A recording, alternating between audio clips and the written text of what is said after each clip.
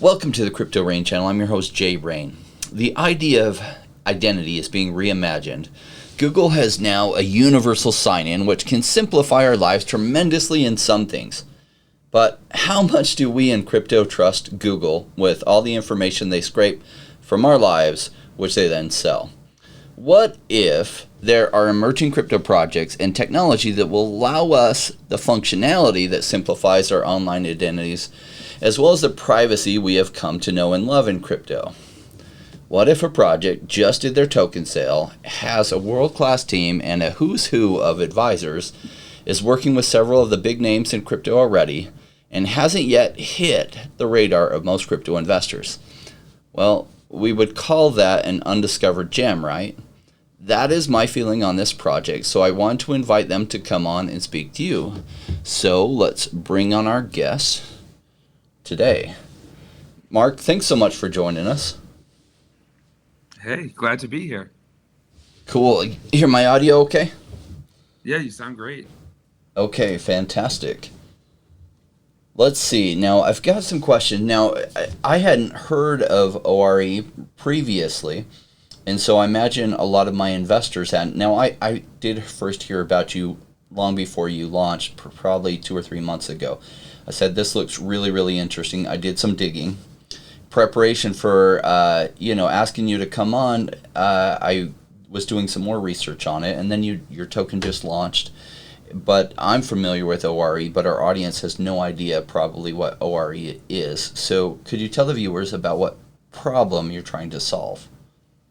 Sure. Yeah, happy to. And I really appreciated your intro where you're talking about, Google as this single sign-on for the internet, but the concerns about centralized companies owning everyone's identity, right? And where OR came from was sort of this concept that you wanted the ease of use of that Web 2.0 login. You click a button, you hit login with Google. It's super easy, it's seamless, it's fast, and it's consumer friendly. What we wanted to do with the Open Rights Exchange, which is what OR stands for, ORE, what we wanted to do was make using blockchain applications as easy as using normal web applications. And so we are really focused on mass adoption. We're really focused on getting the rest of the internet onto the blockchain, more so than like the people that are already really avid crypto users, right? We want to get the rest of that market onto blockchain. So that's what we've been at for 4 years working on this project so far. The blockchain itself has been live for 2 years. We felt very strongly that it was better to build first rather than try and sell tokens first, right? We wanted something that's already live, already decentralized. The blockchain's already been running for a couple of years with no downtime before we sort of took it to the public. And so that's what we've been up to, and our mission is all about that spreading mass adoption of blockchain. That's one of the things I loved about your project. So often we see, oh my gosh, we have this great idea, and we've been working on it for all of 6 months, and by the way, we're selling these tokens and we're trying to raise $40 million. And it's like, okay. But a project, and these get harder and harder to find. A lot, it is weeding through a lot that's raising funds right now because the market's semi-hot. My guess is it's about to get really, really hot. And so there's any number of new projects coming into space, and it's a lot of digging. It's like, wait, okay, you've been around for 4 years. You currently have your system has been live for 2 years. You haven't even done a token sale yet. In this case, you have just a couple days ago, it finally launched. What I love about it is your price is still low compared to the IDO price, which, my channel, we're crypto investors. We like to, part of investing is buying low. And so I love that it's not 40x from there. Some people see that as a negative. I see that as a huge positive. I really think the reason your price isn't much higher, from the research I've been doing, and we'll talk about some of the things that I liked about it, or as you tell them more about the company, is that you're not like crazy high already, because as an investor, I'm always looking for undiscovered gems. And I feel comfortable with my own research to think, I don't care if anyone else sees this yet, I see it. And this is what I see about it, because then I'm almost always right in those situations. And so as I was researching your project, I was like, this one I want to share with my audience because what you just said too really is a big part of it. Like 90% of people aren't in crypto. Those of us who are, we have to have a little bit of nerd to us. But there's no way you're going to onboard the rest of everyone until they can come in with something along the lines of what they're using. So with that said, Yeah. I'll let you explain to them more about OR. Yeah, so the OR chain itself, we call it the OR network. If anyone wants to learn more, you can go to or.network. That's the website. Um, the OR network is a identity registry for blockchain. So it is a collection of public keys that are owned by individuals. Now we do care a lot about privacy. No personally identifiable information is ever put on the OR blockchain. It's just public key ABCD owns these other public keys. And those are public keys that can be wallets on a bunch of different blockchains. So me, Mark Blinder, can have one OR account that in turn controls an Ethereum wallet, an Algorand wallet, an EOS wallet, a Wax wallet, all in one place. And to make it easy for those mass market consumers, we link all sorts of forms of authentication or login, if you want to call it that. So you could log in with a Google account, you could log in with an Apple account, a Facebook account, Twitter, Twitch, GitHub. We have all sorts of options.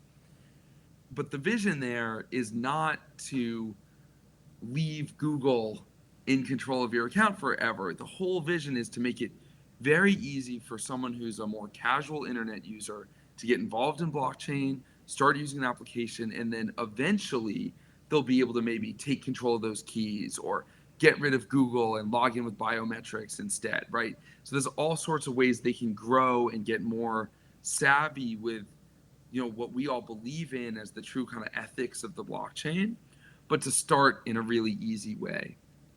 And I'll give you a real world example, right? So like our probably biggest user of the OR blockchain, just in terms of kind of how well known they are, is Republic, which is, I think, America's largest crowdfunding platform.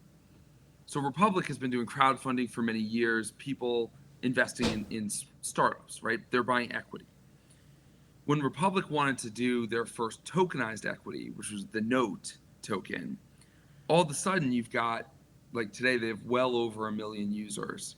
They all log in with an email address and a password, and they put in their money, and they've KYC'd and all this stuff. All that's done, right? They're already existing users.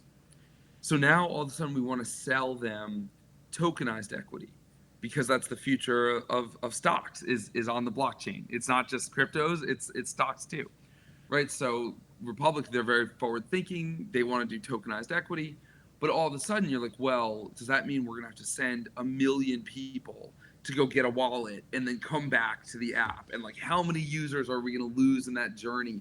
How many people are going to get confused, get scared, whatever? So they use ORID, which is, again, like the OR blockchain is holding those IDs, but the ORID service, like when we say service, I mean like a technology service, like an API service. The ORID service puts the wallet, in that case, the token is on Algorand. It puts the Algorand wallet into the Republic UI. So you log in with the same login you've always used. You go to republic.co the same way you did before. You don't have to go download a wallet. You don't have to learn any new apps. And now Republic, in this case, is actually going to fund the creation of wallets for their users that are going to get note tokens. So it's a virtuous cycle, because you're taking these kind of traditional internet users, giving them wallets for the first time. The company is paying for things like the transaction fees, which on Algorand are very low, but it's still like inconvenient to teach a user how to do that. And the users are going to get this tokenized equity. So you bring new people into the blockchain, you make it really easy, and we think everyone's going to be a winner. Yeah, that's exciting to me because you're bringing it to people in the way that they are already doing things. Because I remember when I was in business school and they were saying, oh, you have a great business idea. It's like, yeah, first we need to teach users to do this and this and this. And they said, that's already going to be a failure. Anytime you have to teach users how to do things, you'll eliminate 85% of your potential market. So if you think about the complexity, right? Okay, download and install a MetaMask wallet. What's a MetaMask wallet? Well, and then you have to save off these X number of word key phrases, and you got to save it off somewhere and store it. And then, oh, you want to work with the Binance Smart Chain? This is why everybody in crypto has some sort of geek involved with us, right? At some level that we're Yeah. like, okay, we can follow and do all these difficult steps, but in order to be able to hit the wider audience, you have to change things. You have to make it simple, and that's what I see in what you're doing is they aren't changing anything on the back end. It's all being done for them. They're not having to change any of their behavior, and all of a sudden now they have a crypto wallet. Yeah, and of course that might make you curious. You might then go download a wallet or get excited about Binance Smart Chain or something because now that you've seen it work, right? It wasn't first we're going to scare you and then maybe if you come out the other end we're going to see it work, right? Like with all Hmm. these scary warnings and seed free, it's like first it's going to work. And now maybe you're going to want to learn more cuz oh, that was easy, that seems exciting, it's cutting edge. Let's learn more. And just what you're saying about the mass market, I was looking at the stats this morning. There's almost 5 billion internet users in the world. And there's like roughly 50 million blockchain users. So it's 100x more internet users than there are blockchain users. So if you can make blockchain as easy as the rest of the internet, the growth is going to be insane for everything on the blockchain, right? From DeFi to NFTs to whatever. If we can solve this mass adoption problem, the growth is going to be just out of control. And so that's what we're trying to do. We really believe in kind of the morality and the transparency in the equality that's kind of built into the blockchain, and we're trying to drive that change in the world, and we think this is a technical solution that helps make that possible. Yeah, that makes perfect sense to me.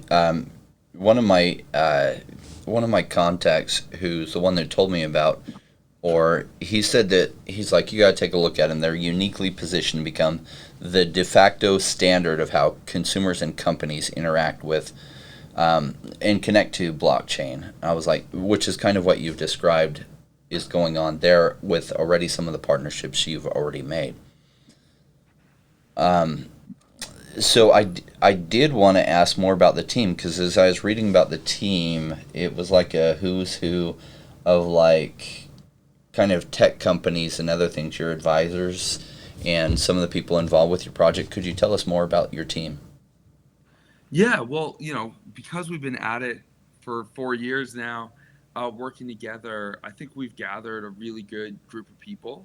We are a fully kind of decentralized, there's no office, people work all over the world. So we have 17 people working on this right now, plus a bunch of advisors. Um, and they're in all different countries.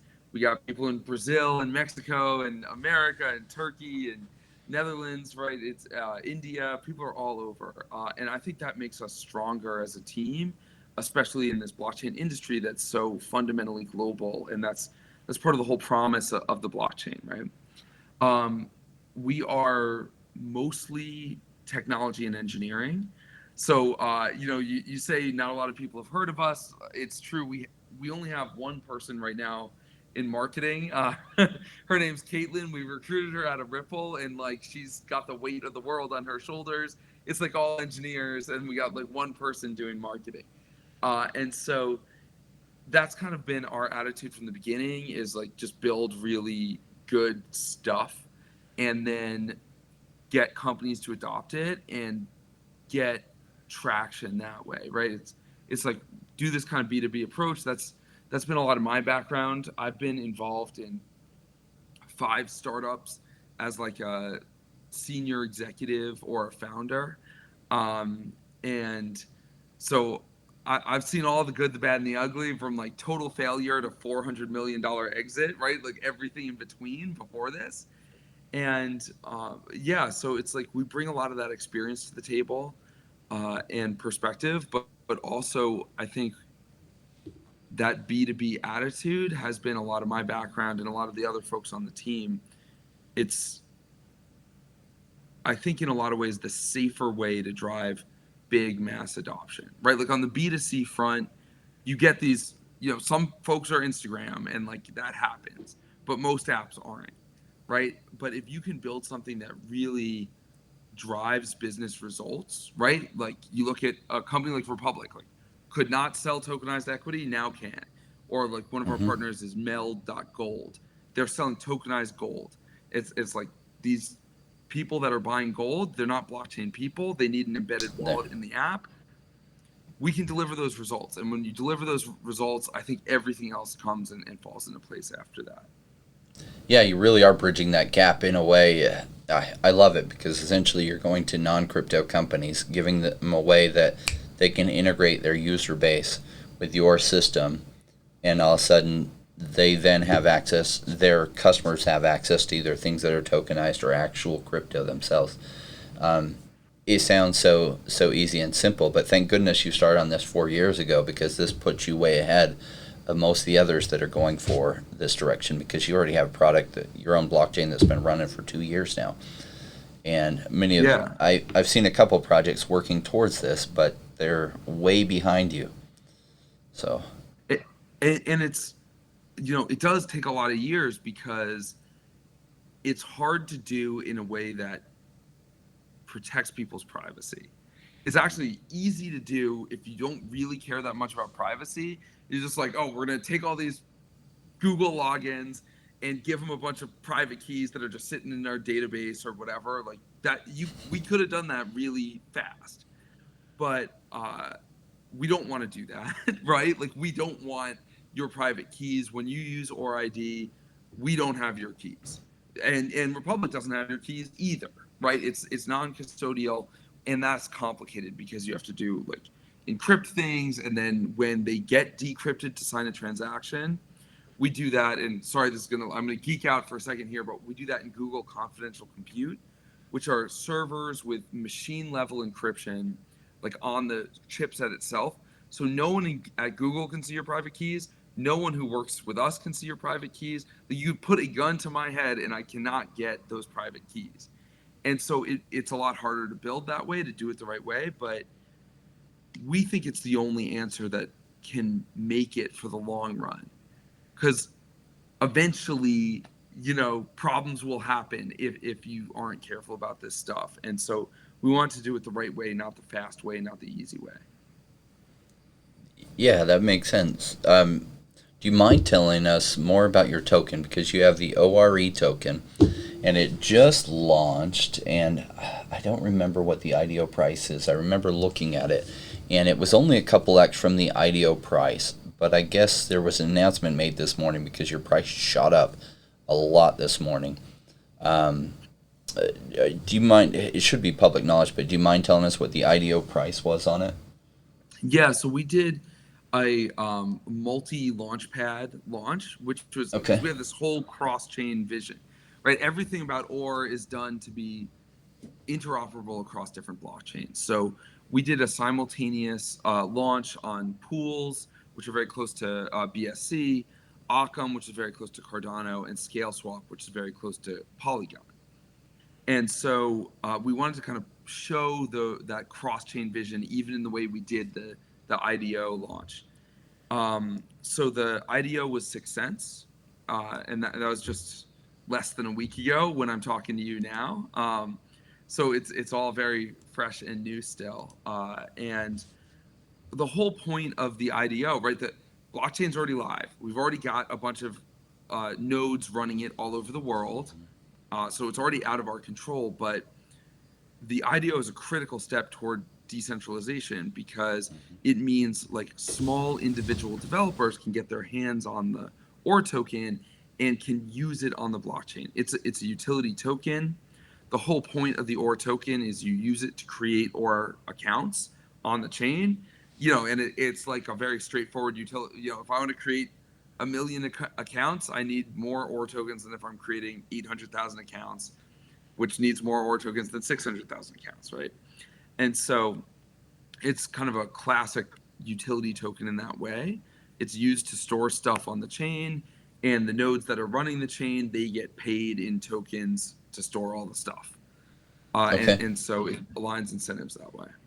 So as more companies come in and want to onboard to your system, and essentially what you're saying is cross-chain compatible. So say somebody's like has a centralized system somewhere, and they're like, well, we want to be able to interact with the Cardano blockchain. Then you can essentially be that bridge or that gateway to them. And if we use the example like Republic, potentially connect up their users so that essentially they all then have a crypto wallet and can then interact with whatever it is they're trying to interact with on Cardano's blockchain.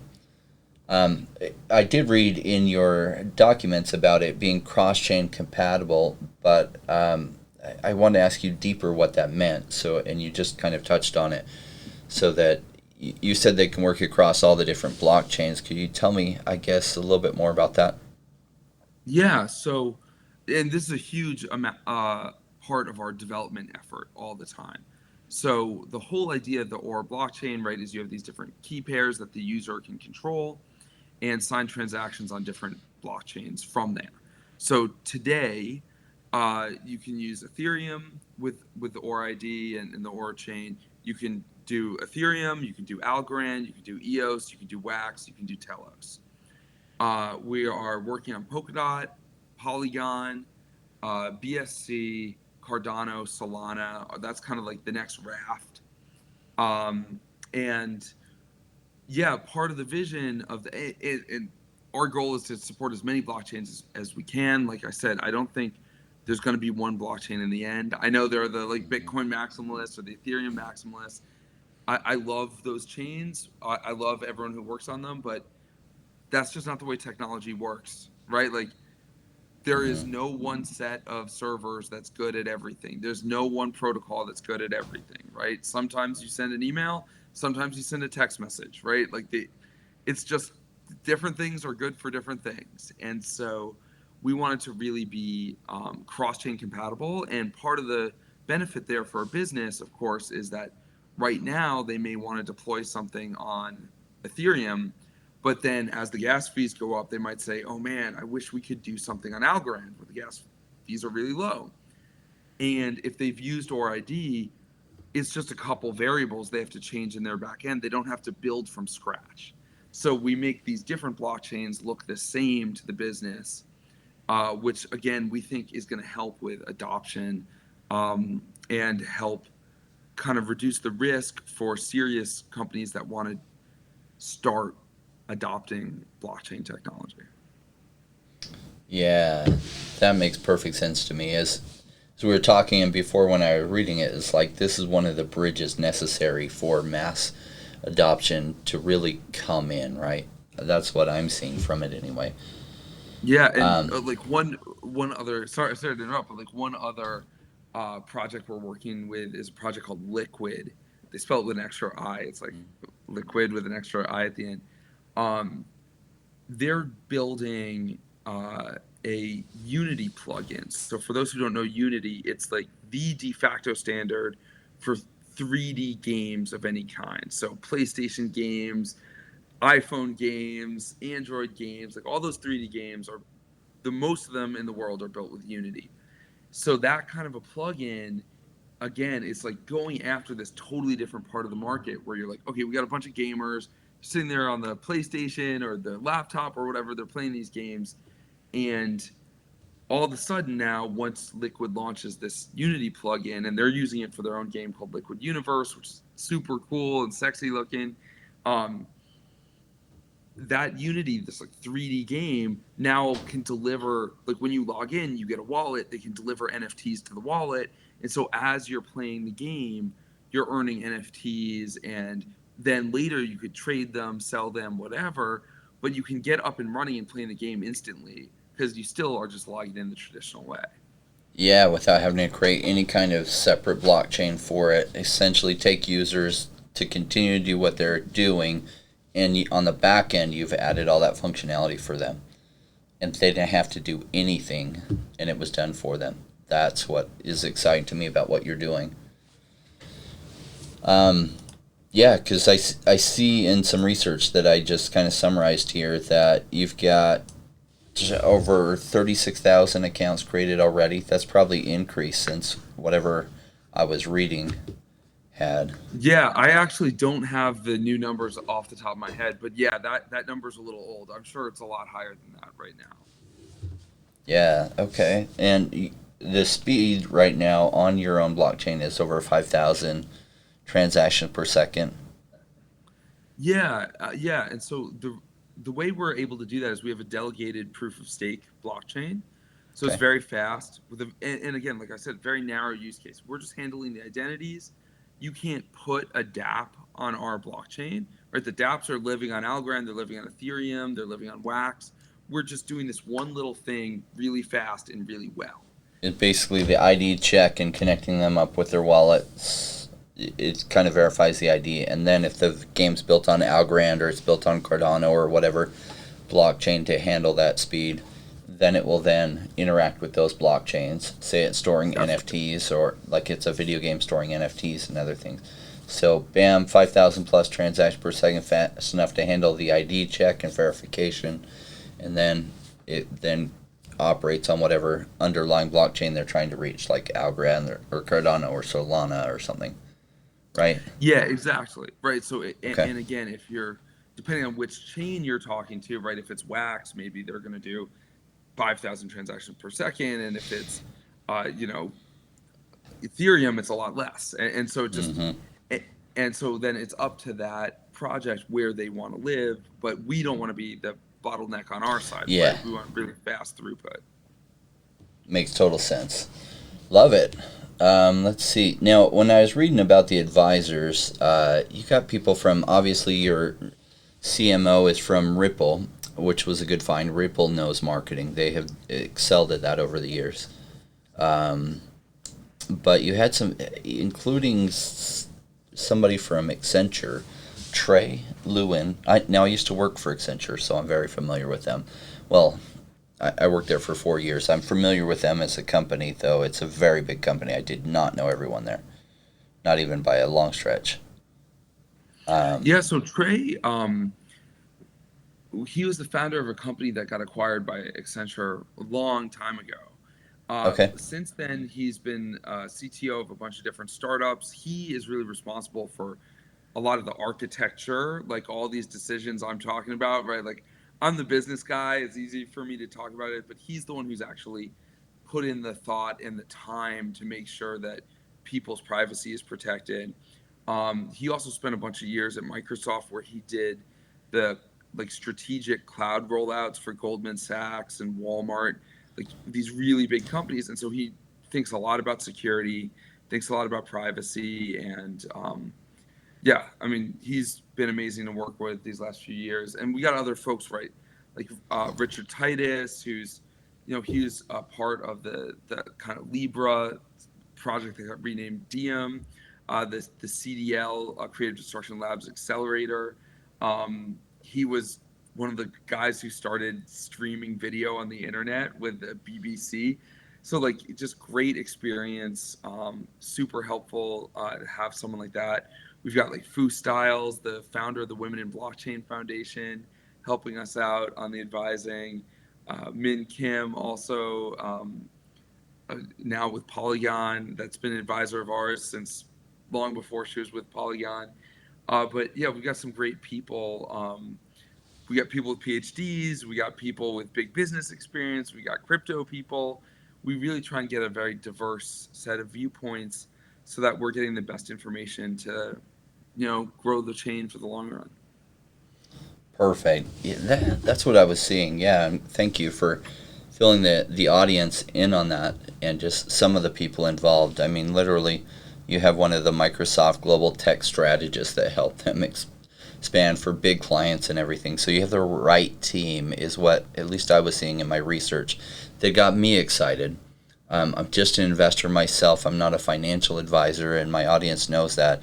I'm just an investor trying to make smart investments, and part of that smart investment is getting speaking with companies like you so that they can hear from you, get a feel from you about your team and your ideas and where you see or going, not just where and also where it's been. So we've talked some about where it's been. Where do you see or going in the next 12 months and then the next 4 years?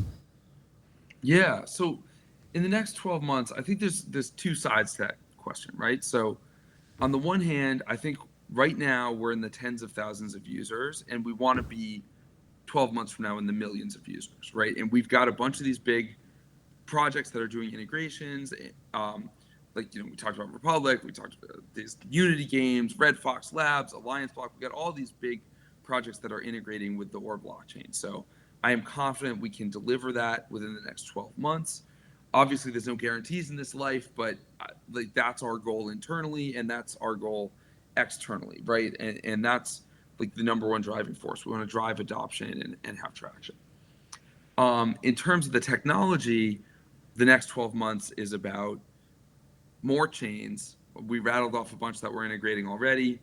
It's about better NFT features. We already really manage NFTs on the back end, but there's no front end to the NFT stuff. So it works embedded in the game, but it doesn't kind of stand alone. So we're doing a bunch of NFT features and a bunch of DeFi features. So just for my personal belief, I think DeFi is going to change the world, is already starting to change the world, and we want to be there to support DeFi projects and make sure they are having as much success as possible, because I think they really do help people. I was on the Chase website the other day for an article I was working on. Savings account on Chase Bank a couple days ago, 0.1% interest, right? And like you compare that to the even a very basic, like I'm just gonna loan out my USDC with Celsius or something like that and maybe get 8% interest.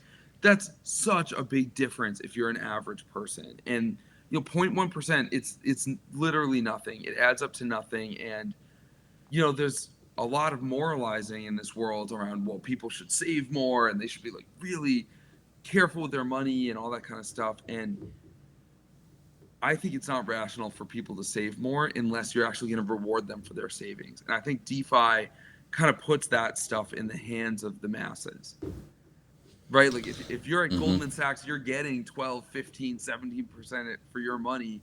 But if you're just some normal person like you and me who's going to go to a Chase Bank and like put $1,000 in there, like they're not giving you anything. And that's, I mean, like we have one project that sadly is not announced yet, but I cannot wait to start talking about it. It's this project in Guatemala that's focusing on banking the unbanked. You think about people like that, it's like cash in the mattress, right? Like no interest Mm-hmm. whatsoever, right? And so like banking the unbanked, and if you can plug that into DeFi where you're giving people like reasonable returns on their savings, like you can really make people's lives better. And that's what motivates me, and that's like what gets me really excited about this stuff. So that was a very long-winded speech about the next 12 months, but DeFi is definitely a big part of that because it makes people's lives better all over the world. Yeah, it rewards them for doing healthy things like savings, right? Spending less than they earn and putting it towards savings that then can grow for them and making their money work for them. Um, yeah, it's been a fantastic conversation, Mark. I appreciate you Oh, joining us. Anything else you wanted to share? oh yeah. Well, I realized I didn't answer your question about the 4 years. So the Yes. 4 year horizon, I think this is going to be really technical, and feel free to cut it out if you want. But one of the things our blockchain is built to handle is access control for off-chain APIs. And the idea there is that you'll be able to have basically an NFT in your wallet that would allow you to call an API somewhere on the internet. So that eventually, not only will you have these different identities on chain for cross chain wallets, right? Like different blockchain identities. You would be able to actually have maybe your like Netflix subscription, and as long as you're holding the NFT that shows you paid for Netflix, then you can call the API. Or if you're holding the title to the car, maybe you have a Tesla, right, and you open it with your phone, right? If you have the title to the car still in your wallet, you could still open the car door with your phone. But then if you transfer it out of the wallet, you can't open the car door anymore. And so that's the kind of stuff that 4 years down the road, we want those OR instruments. That's our NFT standard. We want those OR instruments to be really not just getting used in the blockchain world, but getting used in that broader rest of the internet world. But there's a long journey between here and there. And first, it starts with having enough traction that the rest of it gets really interesting. And so that's what this year is all about: chains, DeFi, NFTs to draw that traction in. And then 4 years from now, it's all about how do we let those self-sovereign identities control the rest of your internet presence, not just your blockchain presence. That's exciting. I love where this technology is heading.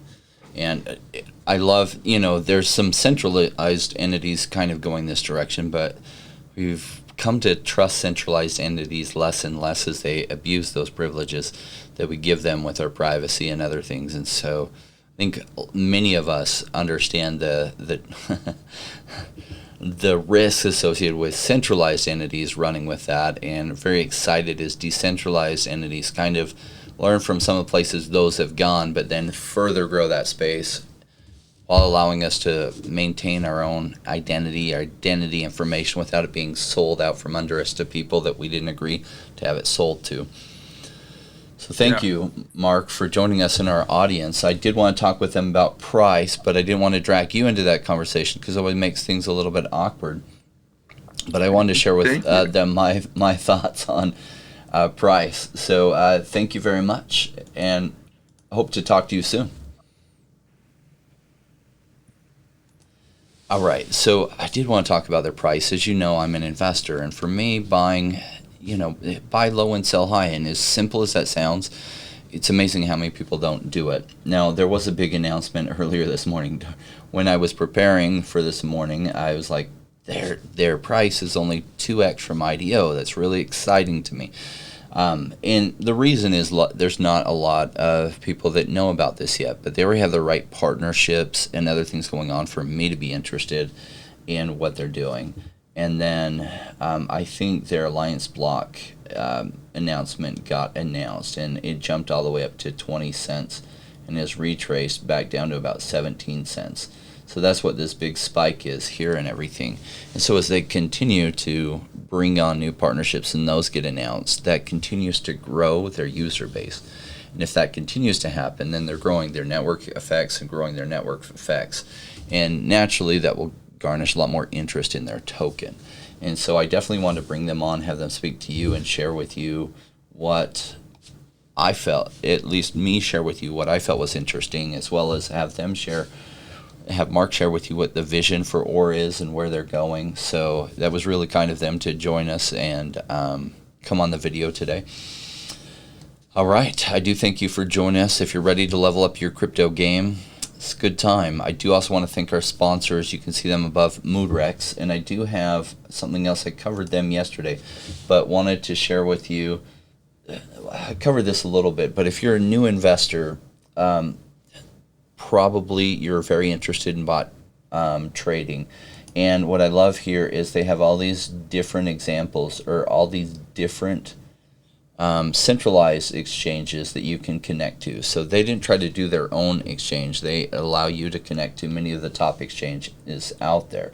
Now, for those that are in the U.S., you can use the Binance.us, or you can use FTX, or there's a number of other ones. If you're not in the U.S., Binance has a lot of great tokens with high liquidity, and so they're pretty good to use.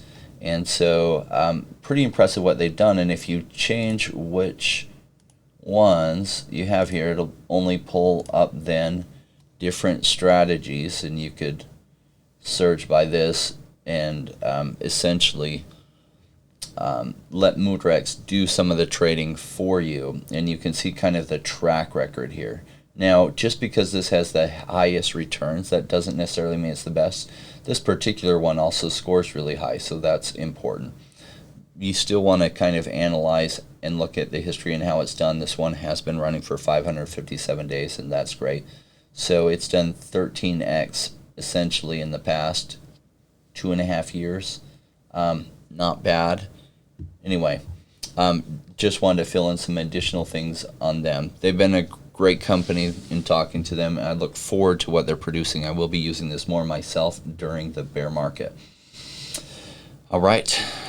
if you haven't joined our Telegram group, join that below. We have some very smart people in there, and it's a great place for discussion and analysis. Don't bring any toxic behavior. If that's you and you're toxic or just can't get along with people in the sandbox, don't even bother joining. It's not for you, because we will boot people with toxic behavior. And we do that in order to keep a clean, safe environment that people can enjoy and they can come here to learn and to thrive, because my goal is to create the most informed audience in crypto. And my guess is if we do a good job doing that, we're going to have the richest audience in all of crypto. Also, commit to the 5 years to be here, not just this bull run. And I think we have, might only be 2 months, could be as long as 6 or 7 or 8 months left of this bull run. And at the end, it usually does its highest amount of gains. But why not be here 2 years later when things get really slow and boring and prices get really, really attractive? Because that is the best time to be buying. And then holding it till the market comes back, goes parabolic again, because that's when life-changing wealth is made. Now, it's great to be starting now because there's probably some good gains ahead of you, and then probably some taking profit you'll want to do, so that you have a lot of liquidity to invest when prices get really slow and what I call boring. All right, I've got this rap song prepared for each of you in our Rainmaker family that just reinforce our principles of crypto investing. Thanks for joining us.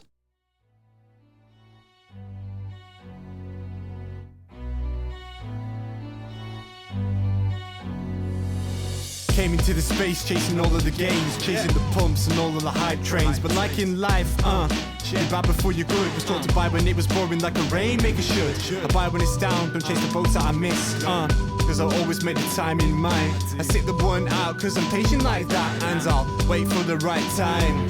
I sell when it's high, I buy when it's low. They call me rich, they call me smart. I'm just a rainmaker running the show. Calculated investments, I don't lead with my heart. The principles are simple, they're leaving a mark. Why when it's boring, just gotta be smart. I sell when it's hype, like all the channels they pump it. That's when I was selling, go parabolic and dump it. They call me rich, they call me smart. I'm a rainmaker, making my own start. I'm with the future, learning the past. Makes the time fly by, years going so fast. The game plan is mine, I'll own it now. When I reach the top, haters asking me how. Cause I'm a rainmaker, investments I love, and I follow what I learn, not relying on luck. The time is never better, the time like the present. This next 5 years is a gift and a feeling like heaven. I'm committed to learn, to study and to know that nothing comes easy but with knowledge to gain show. Sticking at this wrong, cause soon will come a bear market. Learning and growing, and when it's slow will be the target. Naysayers come out, Bitcoin is dead. The massive decreases can get to your head. I'm sticking around, the time is better. I'm strong like that, I'll let the others be fretters. In 2 years time the bull will bring back the gains. That makes it worth the effort, cause here comes the rain. So let's go rainmakers, let's make it all happen. Let go with the hate, let the haters be crapping. I'm here for 5 years, let's do this together. The time is right, the time could be better. They call me rich, they call me smart. I'm a rainmaker, making my own start. I'm with the future, learning the past. Makes the time fly by, years going so fast. This game plan is mine, I'll own it now. When I reach the top, haters asking me how. Cause I'm a rainmaker, investments I love, and I follow what I learn, not relying on luck. Haters be hating, the time to slow down. Addressing what they say when I'm wearing my crown. They're chasing green candles like someone who was new. I got a vision that was bigger, helping me to push through. I'm still human and sometimes it is rough, and that's what makes me special, simply I stay tough. Cause I'm a rainmaker, investments I love, and I follow what I learn, not relying on luck.